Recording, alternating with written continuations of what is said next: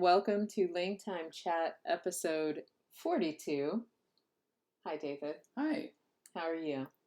I guess I'm all right. How are you? You are my special guest of the episode. You've Hi. never been on this show before, I don't think. I'm always pleased to make guest appearances and always pleased at how well I'm remunerated for those guest appearances. Cool. I do have a very shiny penny at the end of this recording that I can give to you. All right. So last time we left off in the middle of a kind of lengthy discussion on Romanization. So our intention had been to have one episode on sort of a best practices of Romanization. And wouldn't you know it, we ended up going way over an hour in our recording last time. And we never made it to the blank page document where David was going to type some things and talk about some best practices in his opinion. This is, of course, opinion based, really. As much as David doesn't want it to be opinion based, it kind of is. And so we're gonna start there today. So David. Yeah. Now, and as a reminder, especially if you're able to look at the screen here, when we talk about Romanization, what we're talking about is something like this. I'm going to pull up this layout here. Go ahead and change paragraph background to this, and I'm going to type. As he's typing, the paragraph background that he chose for this document on the screen is a very dark gray. And then he's typing in, just regular black font over it. And so what he has typed so far on the screen is, and I'm going to type here, I'm totally making a paragraph that looks super cool using some text that I'm making up on the spot while Jesse's reading it. That is true. The best thing about David is his incredible mind. It's getting kind of slow here, David. You need to type faster. I find myself dreaming about being as incredible as he is. This is the paragraph. And yet, all I can do is squawk like a bird. Squawk! Oh my god, but you put squack. You put squack! Okay, momentarily it said squack. That is what's on the screen right now. And again, all of that is with a dark gray background and black text. Yeah, and here's the thing, you can read this. It's just not a very nice or pleasant experience, especially if all you want people to do is read the text. If the point is reading the text, then using black font on a dark gray background is probably not a good idea, as is not using, for example, and I love this, by the way, bright red text on, let's see here, on a bright blue background. Okay, but mister, as I've got this pulled up to the side, what you'll see on the other half of the screen is David's web thing.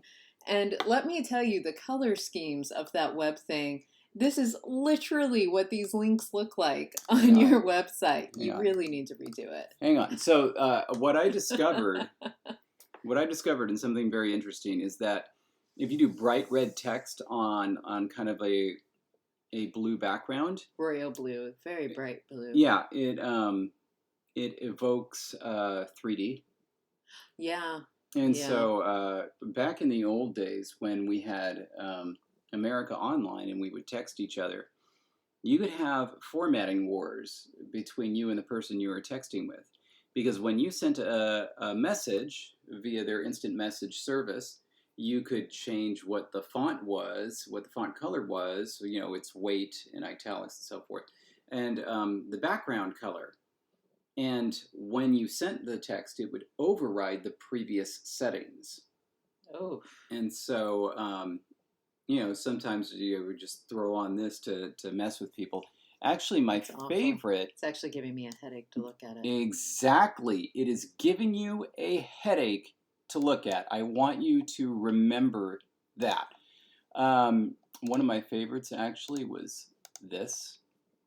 It's like a bright yellow on dark gray, and it reminded me of street lights. Anyway, so the point behind talking about Romanization as something different from orthography is that the entire point of a Romanization system is for somebody to read it. And that's really it.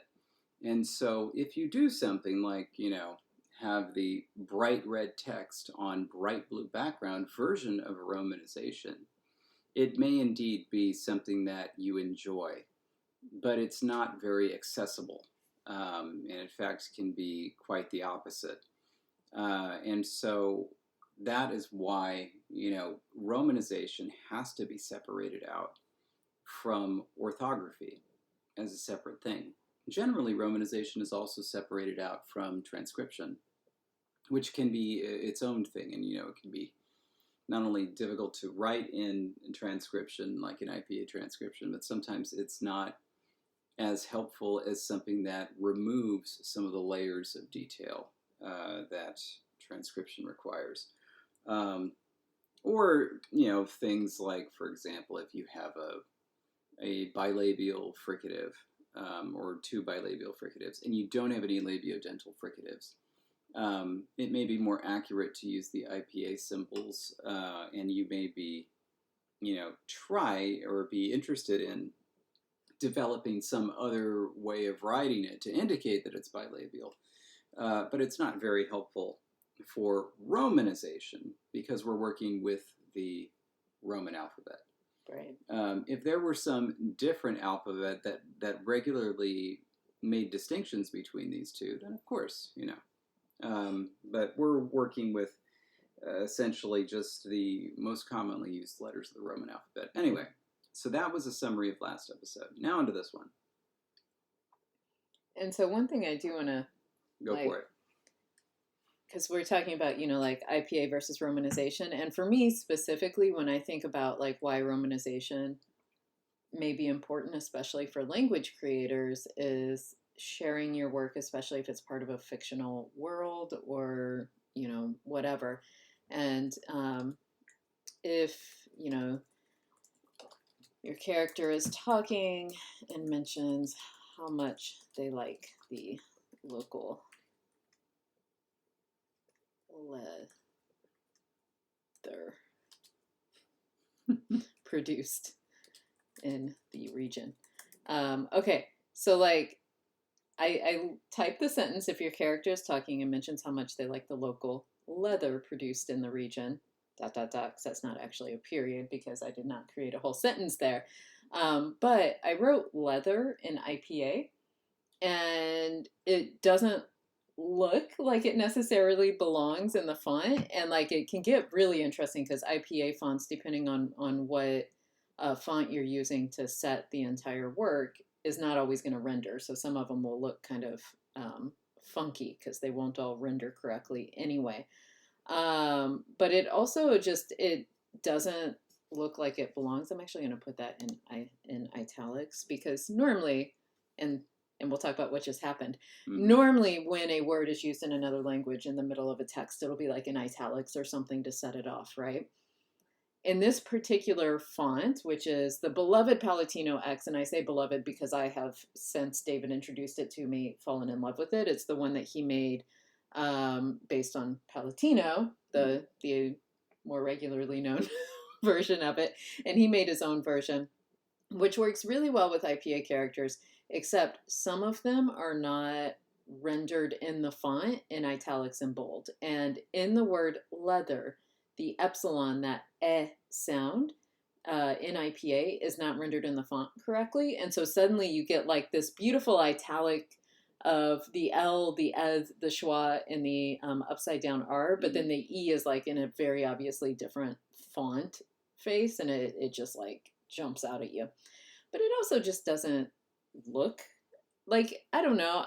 If I'm reading a book and if everything were done in IPA, it actually, even as a linguist who studies and understands IPA, I feel like it just wouldn't go with the flow, especially if I'm reading in English. And so I'm just gonna really quickly type how that may look. Mm-hmm. In romanization, you might have leather as LEDHER, where the DH is the, that kind of thing. It occurs to me we could make this a PDF and then share it afterwards. Oh, totally. But I'll wait till afterwards to reintroduce the red on blue.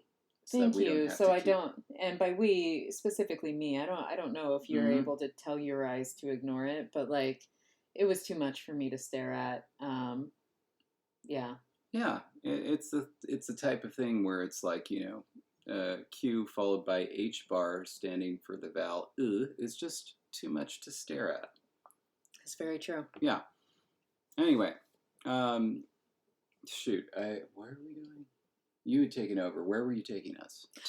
I took us there. I was saying that, if in the middle of a string of text where somebody is just talking and you want to have a word in your conlang, I think romanization just looks smoother, even though it may not capture all the pronunciation things that, you would be able to capture in IPA. I think that most people would be able to grasp how to produce certain things. Now let's talk about other ways that we might do this.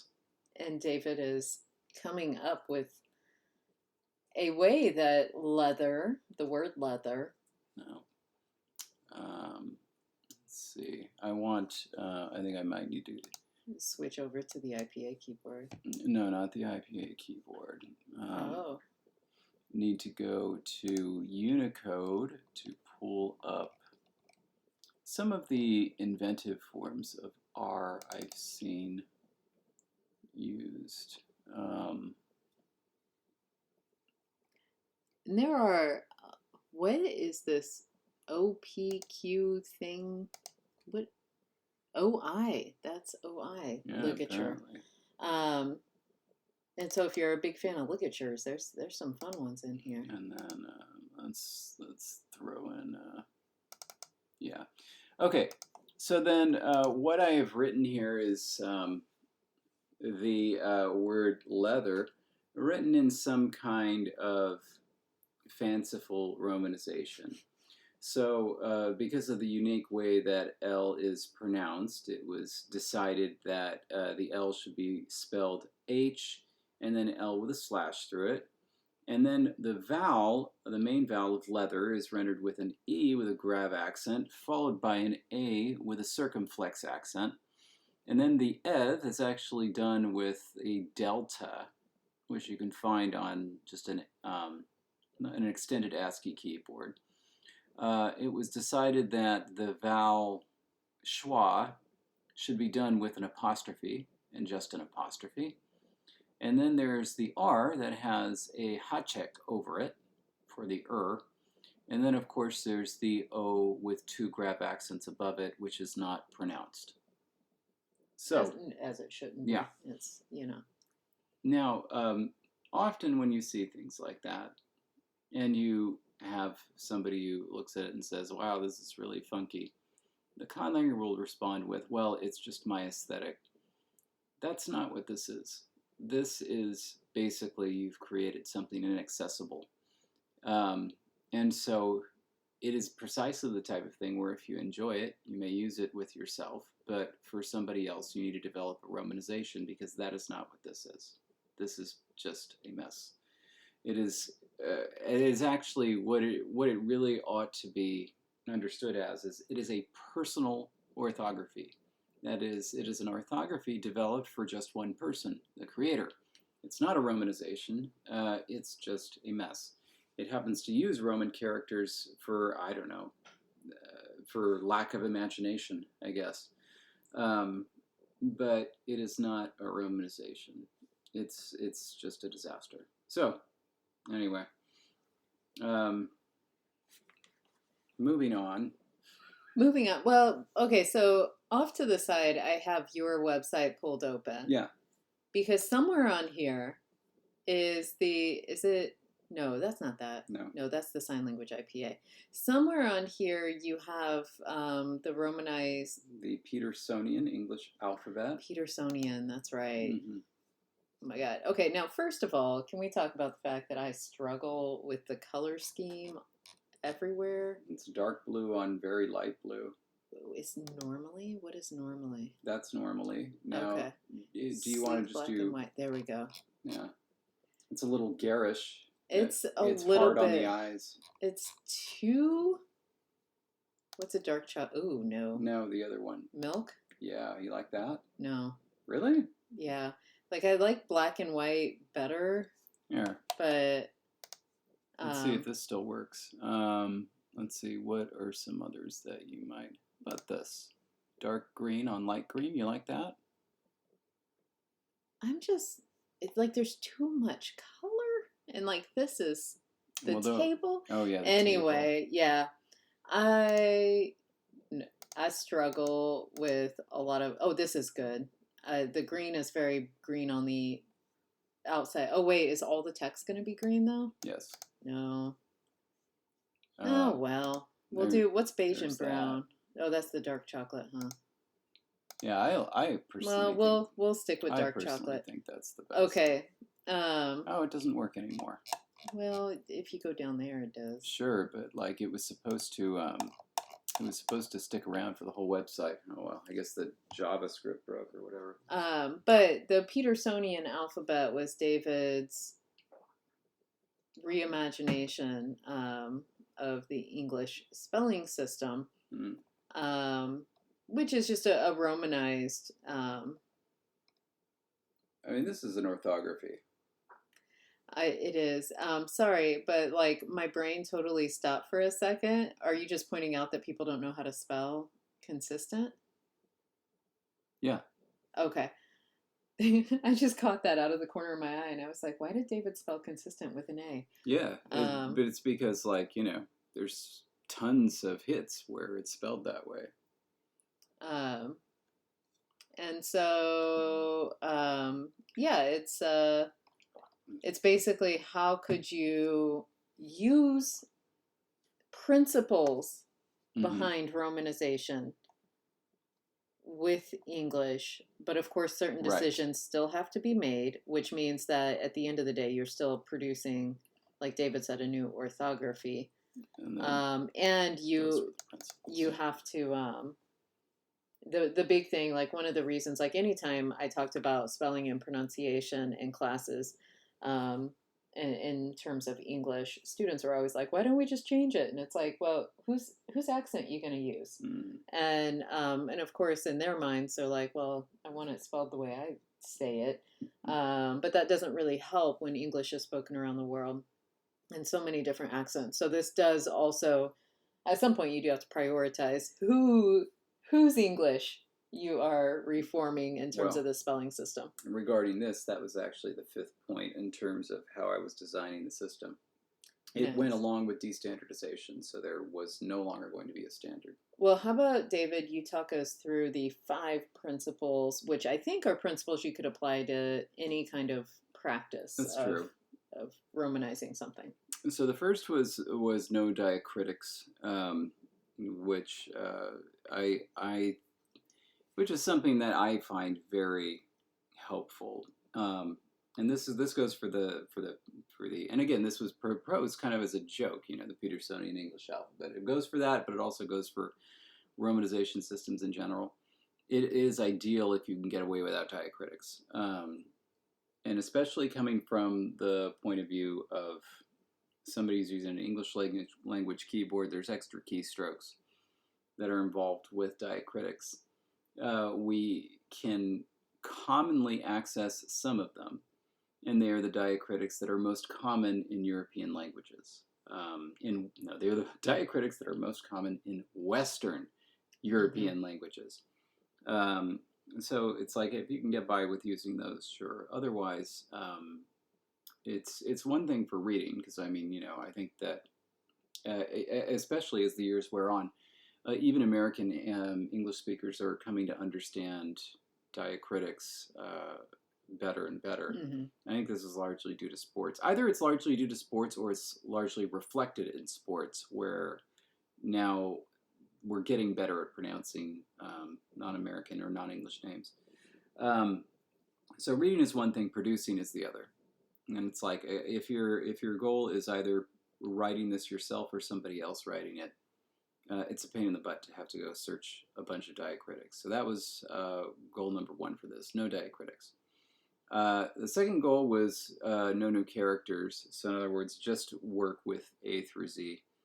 And that is, it's kind of the same point as with diacritics.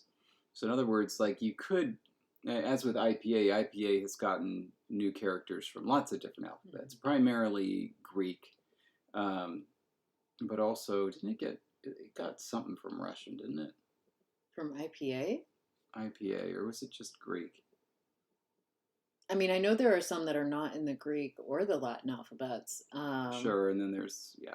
But I'm trying to think. I don't know the Greek or the Cyrillic alphabet well enough to be able to say if we pulled from others. Yeah, I don't remember, and they may have been gotten rid of. But like for example, it's kind of the same thing as a diacritic. An acute accent over an E is a character you recognize with a little bit added on top of it that's not touching it that you might not recognize. An L with a slash through it, it's kind of like a diacritic, except it actually produces an entirely new character. Mm-hmm. But the point is, you're not going to be able to produce it very simply. So that was the other issue.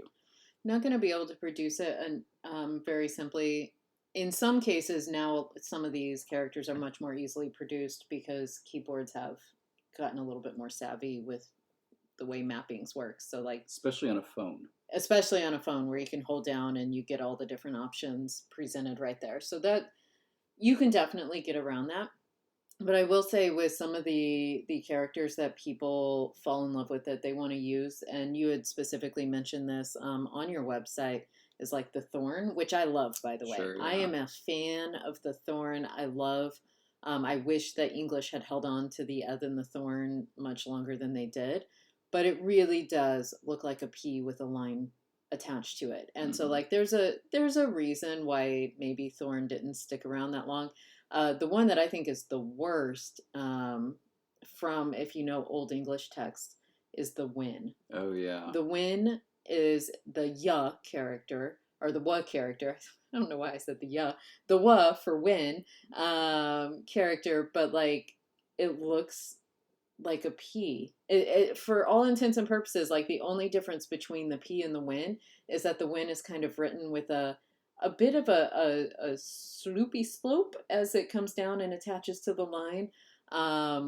Otherwise, it just looks like a P. And like, so there's a really good reason why that letter did not stick in comparison. But like some people who see Old English think, I want to invoke that in my own romanization system. But if you use it, it's just like going to be super confusing. And so, yeah, you definitely, even if you do use a character that's not necessarily a part of the Latin alphabet, but it is a character that most people would recognize, like a beta or something like that, or like an SAT from German. Yeah. Like, one thing you do want to make sure is that it is very recognizable and something that wouldn't be confused. And so it's like using the ash with the AE smashed together. Like, I feel like that one's much more recognizable. Yeah. Cross-linguistically, cross languages with speakers. And so it's like, I could understand if you decide you want to use that. David may not understand. I could understand. But at the same time, like if you decided that that character, the ash, should be pronounced ooh, then I no longer understand. Like if you're going to use the ash, it really needs to be like an a or an it pronunciation like it is in the languages that it's used in naturally. Yeah. By the way, this is going on to type design, but one of my biggest issues with Win is that it not only looks like P, but it looks like an italicized version of P. It really does, yeah. And when you're designing a writing system, it's like the characters need to go together. And so, like, if you've produced a letter that essentially looks like it belongs in an italic version of your font, and the rest of the characters look like the regular version of the font, something is wrong. Oh yeah, do you know how to call it up? Well, I do if I go here and get some emojis and symbols. And it should be under Latin. That's it. Right there, Do you right? see it? Oh, yes, it sure is. And then here's the capital. Okay, so I have the win in both capital and lowercase forms, which I'm going to move them around because the capital should be first, obviously. And so I do have it on the screen. So if you've never seen it, you can pull it up or look at the PDF attached to the post for the podcast to be able to see it. And it's got for the and then win behind it. Yeah. And again, it looks like a P, but like when the P is italicized, the whole side of it gets a little swoopy. Yeah. So the whole line slants, and so I've also put italicized P up on the screen. But with the win, it's like straight up and down, except it's like the hoop from the P was italicized. Yes. And like that's the only difference, really. Ish. It's so yeah, it was destined to fail there. Anyway, so yeah, that's just something to keep in mind when designing a writing system. So the third point I think is the most important point, and that is recognizability. That is like the entire purpose of romanization is so that somebody else can read your work. And it's not so that they can be impressed by the romanization. That's really not the important point. The important point is the conlang, right? And what you're writing in it. That's what you want people to read and understand and comment on and be inspired by. Romanization should be a window to your conlang, not an impediment to it. And so when you are making choices, you want to design it based on recognizability. So like you can use the letter Q for cha, you can use it for engma, you can use it for glottal stop, but will English speakers who look at that Q recognize what the heck it is supposed to be? Now, in terms of using it for its IPA value, there is, at the very least, IPA is an international standard. Whether it should be the international standard or not is frankly an argument for 100 years ago. It's the international standard now. So if you're going to use something for its value in the IPA, you have at the very least, so even if Q doesn't look familiar enough to be, English speakers don't generally know qua, and if they look at Q, they think it's going to be qua, even if there's no U after it. At the very least, you have the saving grace of, well, I have used the form that is the international standard. It's something that it doesn't hurt you to learn anyway. Learning that in my conlang Q makes the r sound, that doesn't do anything for you outside of this conlang. No one's going to remember. Yeah. But I put up the line kala versus kala with a K versus a Q. Because if your conlang has both a K and a Q in it, in terms of the IPA values, right? And you have character names, and like one is a QALA kind of name, and it'd be kind of weird to have two characters as kala and kala, but it could happen. But just saying, like there could definitely be value, like David had said, in using the Q to represent that difference. It would be something that a lot of readers would have to learn. One thing that is frustrating is when people just use Q without understanding that it has a certain sound value. And I know David is very, I will say famously, pointed out that Dothraki and Valyrian both have the Q because words were just spelled with a Q in the books. Without U. Without a U, and not only that, there's contrasting, at least in Dothraki, there are names that have Q with U. Right. And names with Q without U. And so it was clear that one of them was supposed to be pronounced the way we would find familiar, the qua, and then the other one was supposed to be different. Right. Otherwise, why write it that way? And so, and George R. R. Martin, when he was doing this stuff, he's not the type of writer to do things haphazardly or randomly or forget what he has done previously. Other authors sometimes are fall prey to that. I won't name names, and so with their stuff, you can just kind of yeah. Fair. All right. Okay, so recognizability. Okay, and the next most important is regularity. In that if it's spelled this way and it's pronounced this way, it should be spelled and pronounced that way every single time.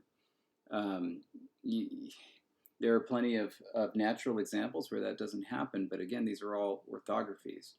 Like, I have no idea why they decided with Malagasy, which is a 5-vowel system, they decided to write E at the end of a word as a Y, like it is in English. Oh, no. Yeah, that's why it's spelled Malagasy with a Y. With a Y. I never thought about that. It's a very quaint and consternating feature of the writing system that was developed for that language. But again, that is the type of thing that you will see in an orthography. It's not the type of thing that you should see in a romanization system. And remember that for an orthography, there's a history behind it, and there's usually a reason. And in fact, oftentimes the reason for that difference in spelling is that it used to be pronounced differently. And so, like, that's a lot of times, not always, but a lot of times it's a historical preservation where the pronunciation has shifted and is no longer pronounced, which is also why, like, so many things in French are air quote silent letters. I did my air quotes there for you. Where, like, historically, they were not silent letters if you trace it back far enough. And it's, they just stopped being pronounced, but they were still spelled. Yeah. This last point is really more for this project, where I was respelling the English spelling system, and that was destandardization. It's not really relevant, I think, for romanization for a conlang, but the idea was that there are many different Englishes throughout the world. And no, you cannot say that one of them is the main one and the other ones are the variants. So instead, everybody just spell things how they think they should be pronounced and just be good with that. So, that means that spellings may vary region by region within a country. Spellings may vary from different countries.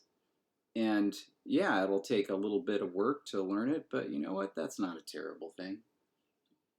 But then you also get just the straight up mispronunciations that you would never know what I'm saying half the time in my writing if I spelled how I think the word is supposed to be pronounced. Well, it's up to people from your region to look at that and say, what the heck is that? And then,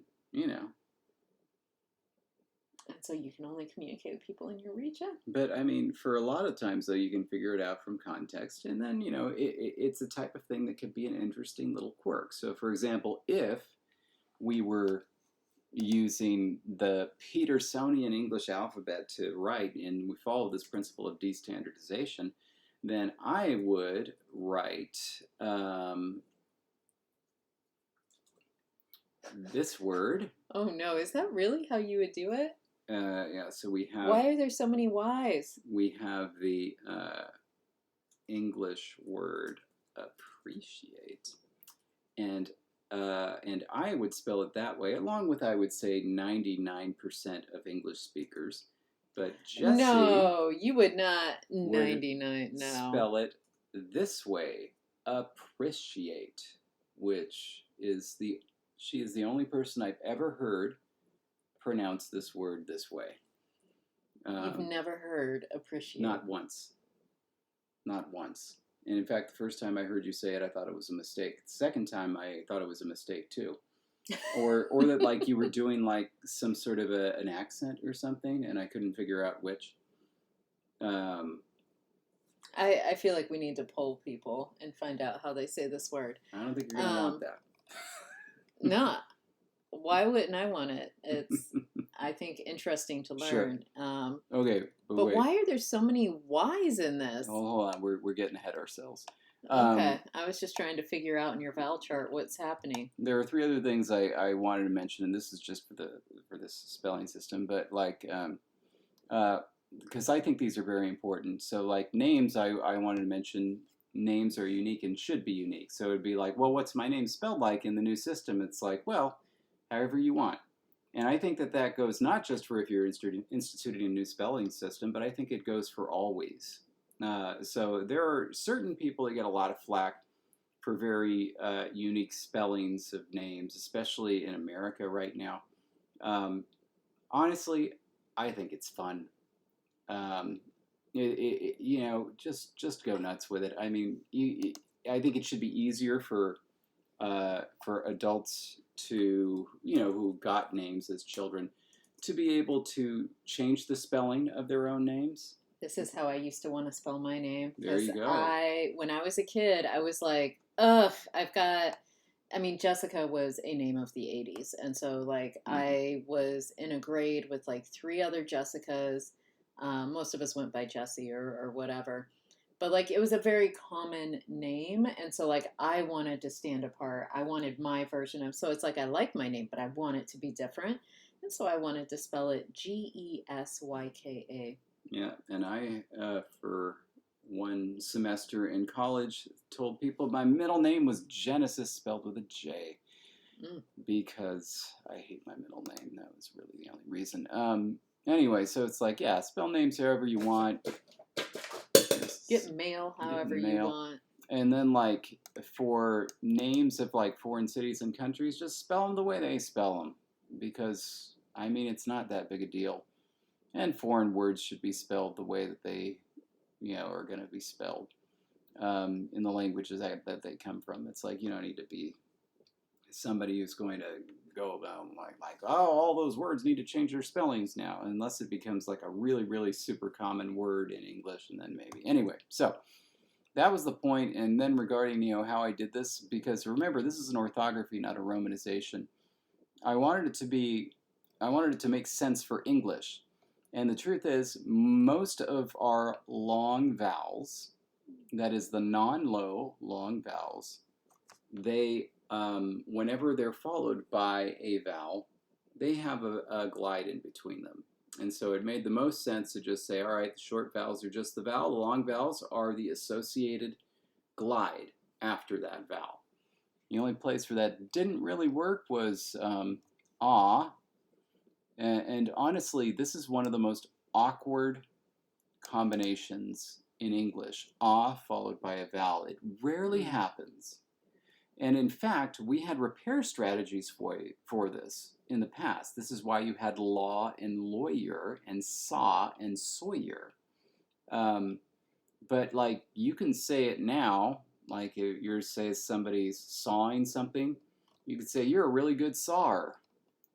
And it's just kind of awkward and it's terrible. And I was like, well, whatever. Let's reflect that in the spelling, how awkward and terrible it is. But otherwise, when you have something like, and then let's see, let me make sure I had that. How are the, yeah. So if you have somebody who's C, right? C would be S-I-Y, and then a seer would be S-I-Y-U-R, seer. And the vowel is just right, or the glide is just right there for you, and it's all ready. Okay, I, by the way, want to point out that David in his system went with a C for a K sound instead of a K. Yep. Because, let's see here. I happen to like C better than K, recognizability be damned. Even though recognizability was one of your top 5 features, I personally would choose the K, not just because K is obviously a superior letter than over C, but also because when you see a K, it's pronounced K. Whereas when you see a C, like it's pronounced in so many different ways that I think it could be confusing. And then it also, I think, really helps that the CH would really be one of the only places you would ever see a C in the system. And so it's always a ch, so you don't even have to think about it. So remember that this is an orthography, not a romanization. It is actually less jarring to switch to C than K for the majority of spellings of K in English. Cat is still cat. C-A-T. I don't think you're going for not jarring people when you see how appreciate is spelled. Like that's jarring. It doesn't matter. Like so you're all about jarring people. It's just you don't want to jar them with the K switch. I don't think it's too bad. It's very jarring. There's a lot of Y's in there. What's wrong with Y? It's when appreciate has Appreciate, right? I don't know. When I see an O, I think O. I And gotta go over here to what the just O a is. single O is just schwa. Interesting. And check it out. Controversial. Yeah, honestly, a lot of times that just an O shows up, like in sun, actually is just schwa. Wow. Yeah, there are some decisions I would not have made. Wait. How do you even say plot? Pot. Polt. Like the Harry Potter. Interesting. It's something that's thrown in there. It's only for British. There's this great GIF. It's a silent GIF of one of the actresses from Game of Thrones saying "end a half," and it's like the tagline underneath is like, "Whoa, you can hear her accent even though you can't hear what she's saying, because she mouths end a half." And her lips are nice and rounded, and it's like if you know what she's saying and you're American and you look at her lips, it's like, oh my goodness, it's like you can hear the British accent coming out of her as soon as she gets to the last word. Anyway, all this is to say, this is not, as David has pointed out like 10 times, not a romanization. It is a system. I was just questioning the logic behind a C to a K switch being too jarring, but some of these other things not. Yeah. So I suppose, should we get down to it and talk about actual romanization choices? Yes, because, well, one, we only have about 15 minutes left, but two, I think that these principles that you have up here, of course, let's, skip the fifth one because it's not about destandardization when, when you're doing the romanization here. But having as few diacritics as possible.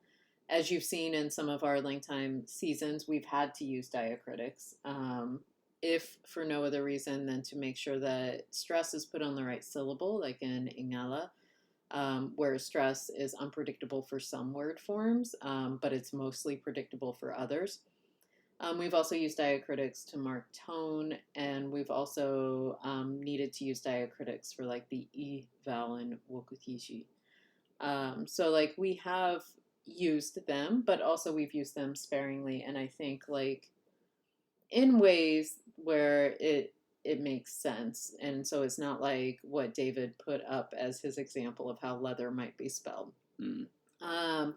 The second one, again, was no new characters. In other words, try to make it the 26 letters of the Roman alphabet, which is why it's called Romanization, not Cyrillicization or Greekization or anything else. You try to stick with those letters. Cyrillicization and Hellenization. Hellenization is a much better way of saying that. Thank you.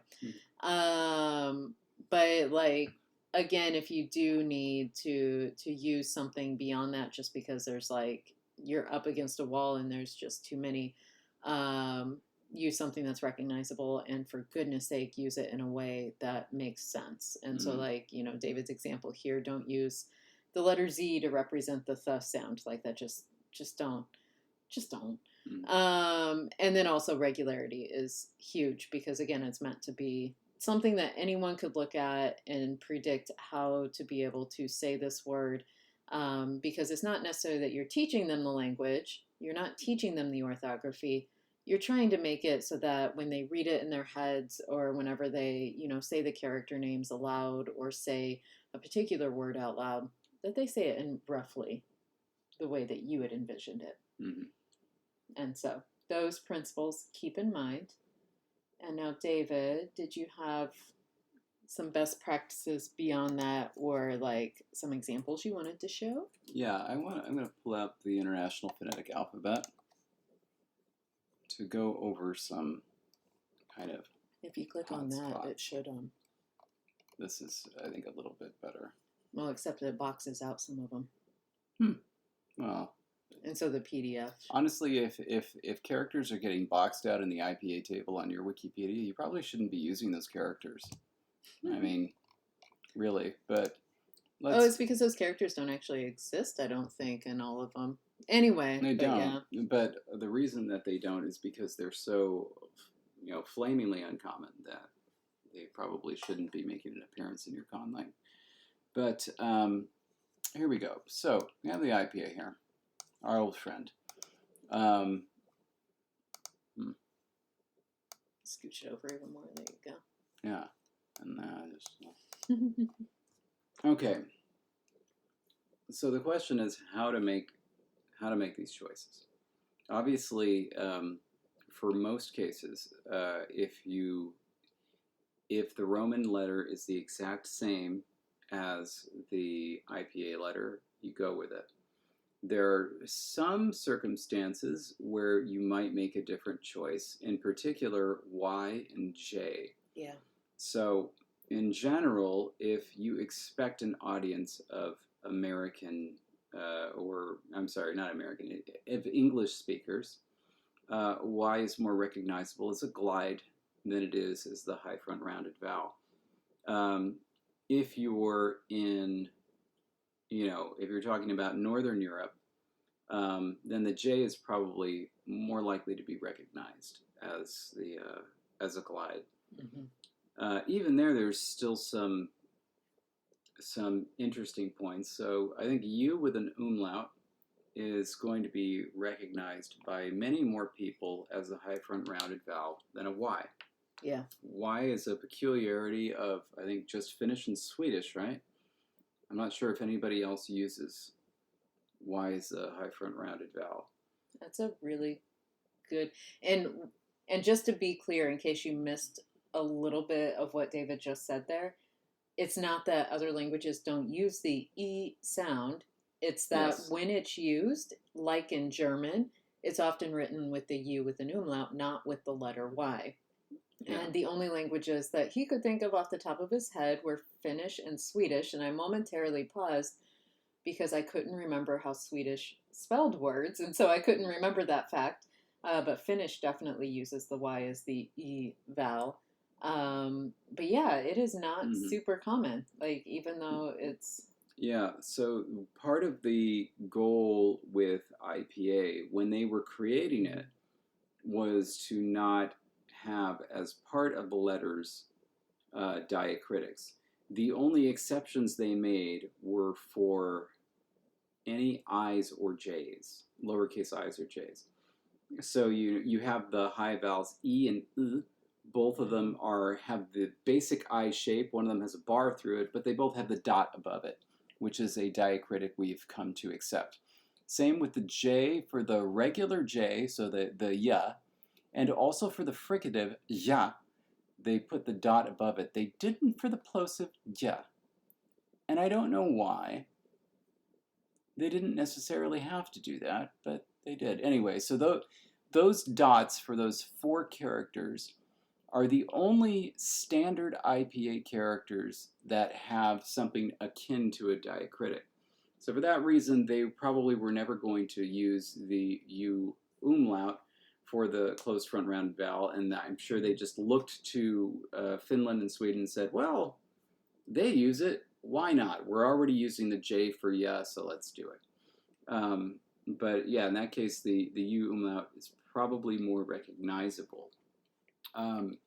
So I think, are those the only issues? The only other potential issue is with X. X is widely recognized as something other than ch. Yeah. in many different languages. Like whatever it's recognized as. Yeah, you're right. Like Yeah. it's often something else. Yeah. So that one's harder. I mean, it's extremely convenient to be able to have that just drop an X in for a ch. It's just not very recognizable, which is a shame. Because, if it were, that would be something nice to use. Especially not given X's usage as Romanization systems started to become orthographies in places like Southern Africa, where X is routinely used for a click. Right. And so it's just like, I don't know if there's any language that consistently uses X for ch. And then you have the nonsense going on with Albanian where X is z, and then XH is j. It just gets very, very confusing.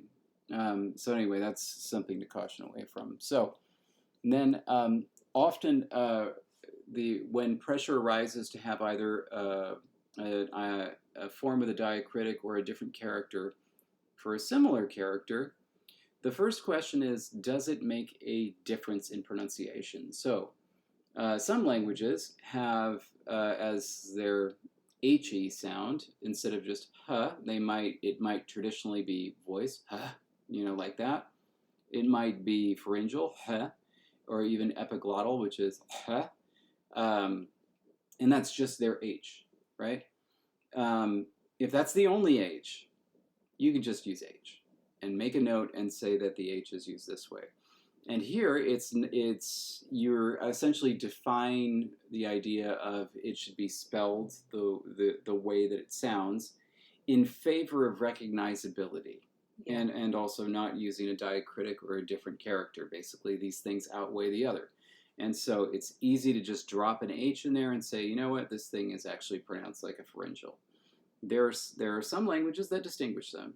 Arabic is one of them. Arabic distinguishes a pharyngeal H heh from a regular H ha, and in key positions. So it's both of them are full phonemes. And so this is an instance where it's like, all right, something has to be done to distinguish these two. And I think that's kind of like the next place where we're going. It's like, where are you forced to distinguish these things? And going back to that example with the H's, it's like in Hegel, where we don't actually have an F. We have the bilabial fricative, which is the phi in IPA. But it's like, but we don't distinguish between f and f. And so why not just use the more recognizable letter? Mm-hmm. And again, make a note that in fact, it would be pronounced as this bilabial F instead. But also, again, with our goal being when people see it, they can get as close as possible to our intended pronunciation. It's not a huge deal, I don't think, if somebody says, Hagolf versus Hagolf. Like they are so similar in terms of sounds that it's like, quite honestly, you're going to be getting close enough, and Romanization close enough is what you want. It's not that you're going for perfection. Otherwise, yeah, you would just use IPA. Yeah. And write every single note out. Yeah, and in fact, you can imagine if let's say there was, some sort of Roman form, and this were a real language, spoken somewhere. If you use F, and then people pronounce it with a regular F, they are not going to sound like a native speaker, but it's going to be close enough. Mm-hmm. If you go ahead and write something like a phi in there, there's a good chance that somebody won't even be able to pronounce it. They'll just look at that and like, what is that? Right. Is it a P? Is it an O? Is it like a funny O? So like the F is going to get you closer. Mm-hmm. And that's really what you want. I mean, theoretically, nobody who's taking a look at this for the first time is going to be able to pronounce it like a native speaker. You just want them to get close so that they can, and then if they want details, they can go to the part where there are details, which is the section on the phonetics and the romanization and so on. Anyway. And so yeah, that is one thing to keep in mind is the you're trying to get the approximation. Mm. And I wanted to point that out from Howell. Yeah. Where were you going from Yeah. there? So then it's when is there enough of a reason to do something different, and then what do you do? Mm-hmm. So often it will be like, well, my language distinguishes these things, and so lots of Slavic languages distinguish different types of what we would spell as just like an sh, Right, right. And it's like, all right, this is not positional variance. You really do have to distinguish these things, and so then the question becomes what to do. And so, like that, I think it depends by where you are in the IPA. So, like with sh, right, or with sh sounds, right? We have sh. You have s with a hachek over it that's recognized. And then you have other sequences that may or may not be recognizable. SY is somewhat figure outable if Y is a glide. Right. SZ is not. And this is why. Because SZ in Polish is, which one is it? I don't remember which one it is. It's either the retroflex or the apical one, but I think it's retroflex. So I think it's sh. SZ in Hungarian is famously and bafflingly S. Regular old S. Mm-hmm. So if you see something spelled SZ and it's in Hungarian, you just pronounce the S. Regular S is pronounced sh, of course, because why not? Indeed. And isn't it? And then the Z. Z is pronounced Z. Z. But isn't there like a ZS is pronounced zh. It is backwards. Okay, I was like, it's because I remembered it was something backwards, but I couldn't remember. Yes. Exactly. And that is why Zsa Zsa Gabor is spelled ZSA.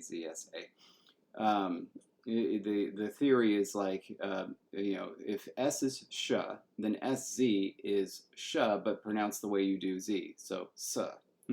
If Z is z, then ZS is Z, but pronounced the way sh is. So, zh. Makes perfect sense. There you go. Woo. So it's like, that's kind of like with that region, yeah. Hachek, it's like if you want to admit diacritics, Hachek can be good. If you need two, SH and SY are pretty good. Things that are not as good are the hat, the chapello of Esperanto. It's basically only used for Esperanto. And so it's not as easily accessible or even easily understood as the S with a hachek. S with an acute accent, also not as well understood. Right. Like, I think we're at a point where English speakers will see an S with a hachek and know that it's going to be some sort of sh. Yeah. An S with an acute accent might be understood as sh. It might just be understood as just S, but it's funny for some reason. Mm-hmm. And so I don't think that's going to get you there. And then we're running low on time, so I do want to get to this point. What I will say is that this makes more sense with the vowels. All right. But I know that we're running short on time. I'm going to jump ahead. There is a phenomenon in conlanging where if you look at the vowel inventory of English, you'll see English has a lot of vowels, depending on the variety of English, right? It's got between like 10 and 14 vowels. Same thing happens with Dutch. I think some go up to 15 depending on variety. There you go. Same goes with Dutch. And if you look at other languages, like, wow, look at all these languages with all these vowels. And if you take a look at those vocalic inventories without any thought given to the history of this language, mm-hmm. you might come away with the interpretation, English has 15 vowels. My conlang can have 15 vowels. And so I will look at all the vowels and pick 15 of them, and those are my vowels. And I will have minimal pairs for every single one of these vowels. Each of these vowels will always be used in any position. And so I need to wow, to Romanize this, I need 15 different ways to write these 15 different vowels. So one of them is going to end up being W with an acute accent, and another one's going to be like an H with a frog on it or something, and it just turns into a disaster. This is not a problem of Romanization. This is a problem of the conlang. All right, especially if this is not some sort of like procedural type of thing, and it's like something has gone wrong with your conlang. If it's like, oh yeah, my conlang has 15 vowels, but they're all there and I just have to use them. It's like, no, you don't. That's really not the situation. Like when you are thinking about when do I actually have to make this distinction, what you have to do is look at where all of those vowels are used. So like you can imagine a situation like this, all right? We have two different protoforms, SEN and SEND. And then we have a sound change where there were super heavy codas, or maybe let's call them, or maybe like, stop codas. The vowel became lax. And so on top we have sane. The sound change doesn't apply, so it's still sane. On the bottom we have saned, but there we have a super heavy coda or a stop or whatever, and so it becomes send. Then we have another sound change that deletes those super heavy codas.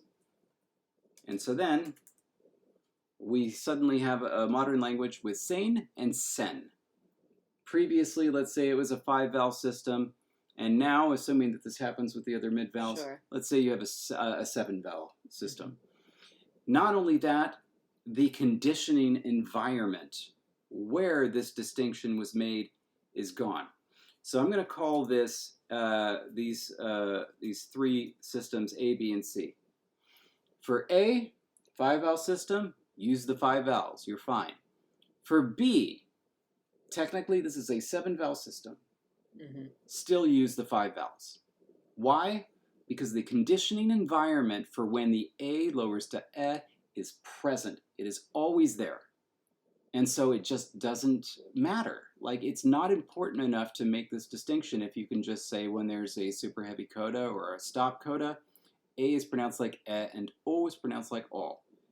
Simple. When you get to C and you have sane and sen, and that is it, you have a 7-vowel system, and this is where now you have to consider how to distinguish these.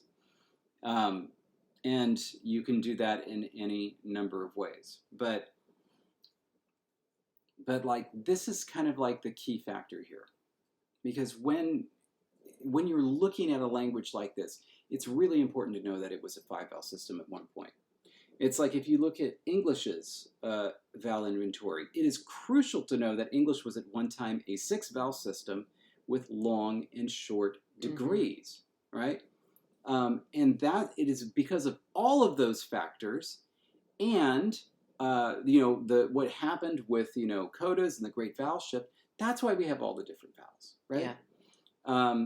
Anyway, and so it's like you don't actually introduce the distinction in the Romanization unless it becomes crucially important. So for this example at C, it becomes important. And then for something like this, honestly, like there are any number of ways you can decide, all right, double E, it's not going to be a long vowel, it's actually going to be A, or you can do EI, that's another way of representing the A vowel, or you can say, like, I'm going to use a grave accent with the lax ones, and that'll represent that.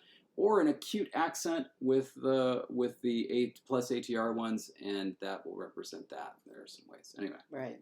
And then if you do introduce those diacritics, just making sure you're consistent. So don't use the acute accent on the E to pronounce it sane, and then suddenly on the O, it's the acute accent means O instead of O. Right. Like that would be really silly to kind of mix and match that way. And so if you do have to introduce diacritics because that just makes most sense for the system, using it in really consistent ways is super important.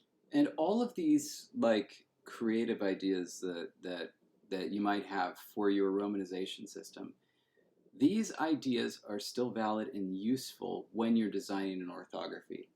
So, like, looking at this very small little sample of this mini language that we've created, you can imagine a number of different orthographies.